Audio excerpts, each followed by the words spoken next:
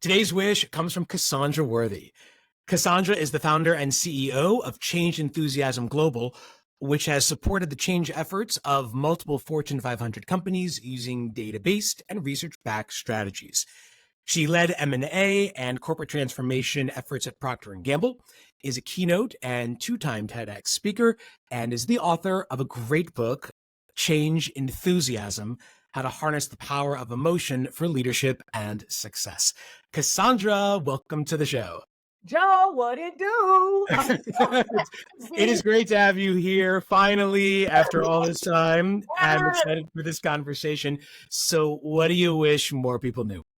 I wish more people knew that their growth potential was determined by what happens at the intersection of change and emotion.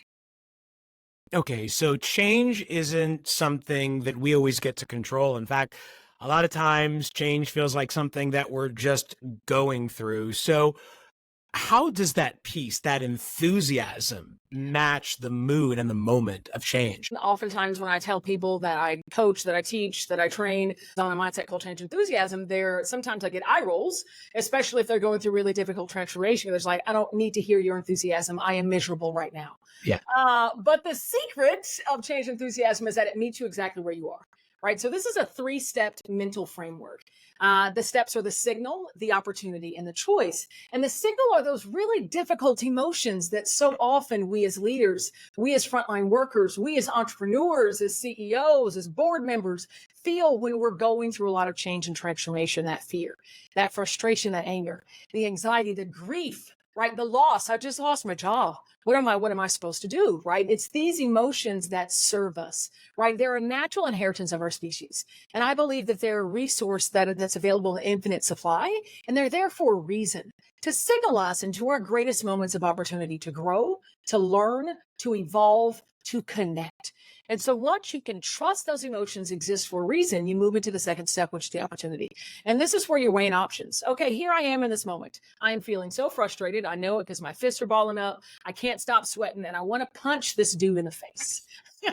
I know I'm here. What are my options in this moment? What can I do to move some of this energy, right? And you're mapping out options. We go through an exercise at Change Enthusiasm Global that we call the perspectives wheel, which is really thinking about what are the actions that I can take and what are the potential outcomes as well as the risks posed in taking those. And then once you've weighed your options from moment to moment, you're then making that choice, right? That's the third step. And this is where the magic happens. Through the power of our choice, our conscious choices, we can transform our emotional energy. Our fear can be transformed into hope. Our anxiety can be transformed into anticipation. It can fuel us forward to move us through change as opposed to holding us stagnant or pushing us out the door or moving us away from change that can really be working for us as opposed to against us. So signal, opportunity, and choice. We're surrounded by change, right? And so much of that is surrounded by failure. Like something like 70% of all change initiatives fail. What are we getting wrong here? Yeah, that's a McKinsey stat. I share that often from the platform and it's a lot of our literature. Honestly, what I feel that we're missing is the power that emotions play in thwarting or fueling change endeavors. You know, our work is at that intersection of change and emotion. You know, I talked about, I wish more people knew that's where our growth potential is determined. It's the things that you do, the choices that you make, the mindset, the skill set, the toolkit that's at play. And I feel like too often when moving through change, there's an assumption that as long as people have the know-how, they have the knowledge, they have the tools, we have a really rigorous process, we know the milestones, everyone is in their right role and has the right responsibilities, we know what success looks like. Okay, let's go.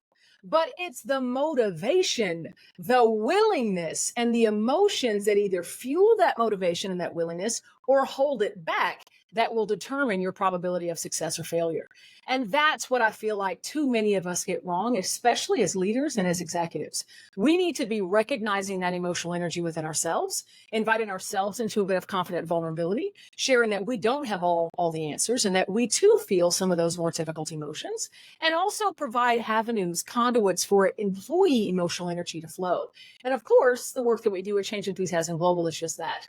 Providing them with a mental framework, tools, a skill set, these journals. We have so many tools to use so that you can recognize, embrace, communicate these emotions and use them in a very productive way so that they don't hold you back. And it's not about ignoring them. It's not about suppressing them. It's not about pretending they're not there or gritting your teeth and burying it. It's about embracing them, using them as guideposts. And that's what will accelerate change endeavors. Okay, so leaders should be paying as much attention to emotions that accompany change as they do to the change policies and procedures that they've got rolling out. Yes, please. Yes, more. So you started giving some examples of that, and those are very good. Can you give us some more specifics about practically what are some of the ways that leaders go about bringing more of this emotional weight to the process of change? Honestly, I tell leaders it starts with them. Because leaders, especially those, I mean, we sit in a position of authority as well as a position of influence, although I feel anyone in any organization can lead from where they sit. But, for those who are managers of people, you also likely have a position of authority. So your power of influence is even greater. So it's about taking the responsibility of sharing your own emotional energy in very, tactful and well-timed ways. Stepping into your vulnerability, letting them know that you too are human. You too have felt frustration. You too feel a little bit anxiety about the change, but you have trust that you're moving in the right direction and that they're the right individuals to move the business forward. So it starts with you.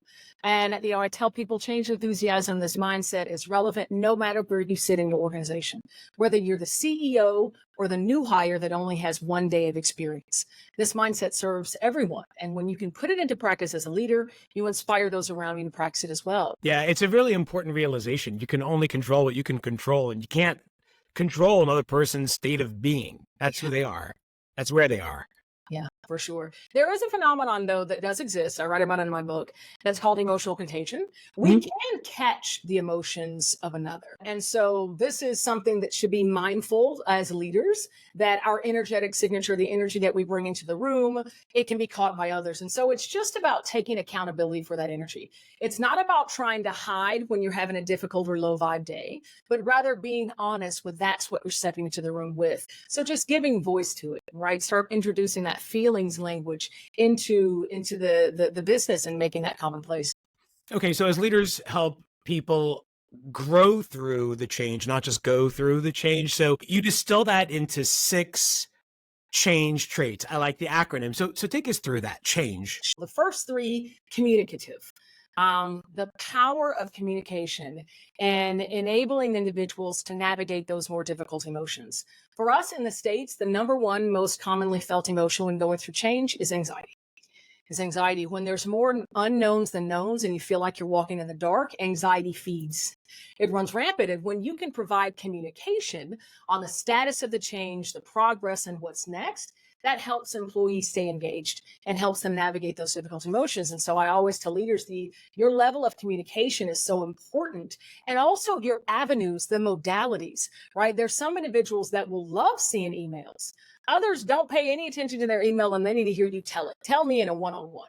Right? Or make me a little short Loom video about what's going on, right? So try different avenues, especially as we have, I don't know how many different generations in the workforce now.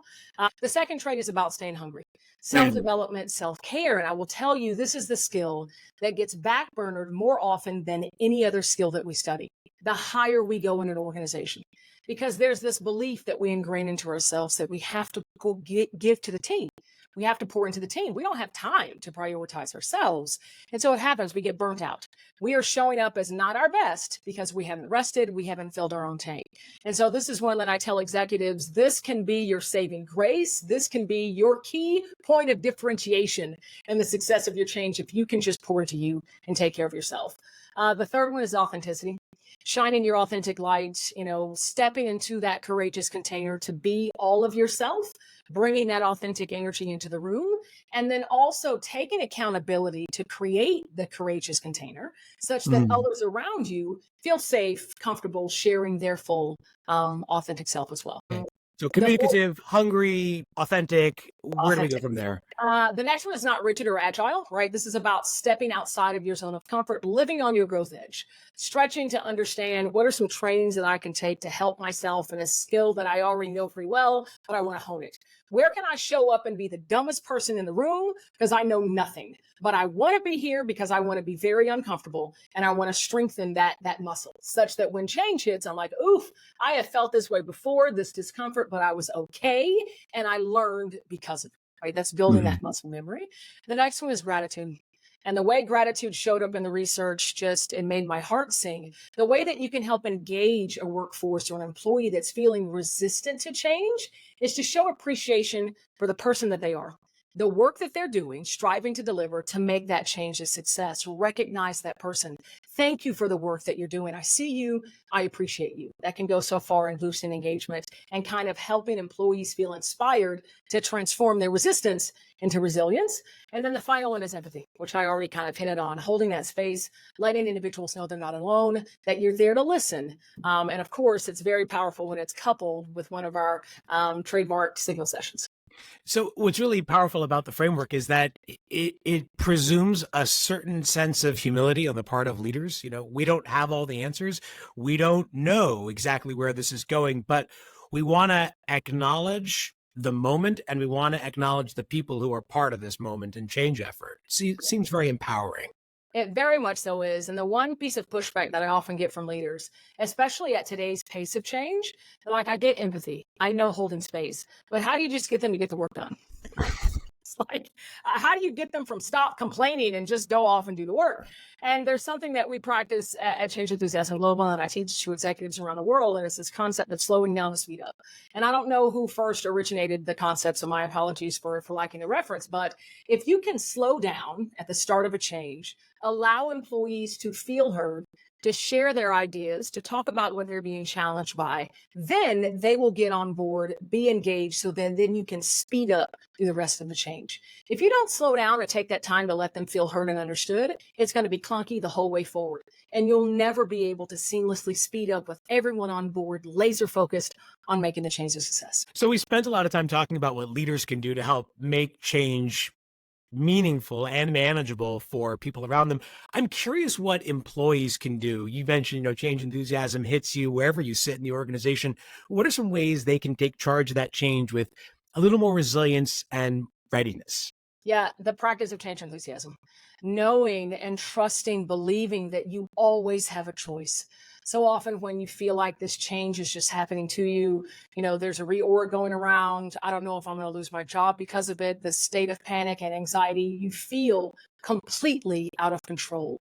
But change enthusiasm in its practice will invite you into these trust moments that if I'm feeling this way, it means that something good is hurtling its way for me. And I have the power to choose how I experience this, how I navigate this. Where do I want to take my career? What do I want to do in the next 2 to 3 years? What do I like about my current position? What do I not like? What do I want to do next? What skills do I want to own? You have that power. And that's what the practice of the mindset does. And then I always like to celebrate individuals to have their own calm strategy and think about, okay, here's what I want my management to know about, my challenges, my ideas, my solutions, and here's what I need from them in order to continue moving forward in a successful and engaged type of way. So get clear on what your calm strategy is as well. Her name is Cassandra Worthy, and if you know someone going through change, I think this conversation is worthy of sharing. Cassandra, thanks for sharing your wish with us today. It's been an honor. Thank you so much, Joe. And thank you to the listeners.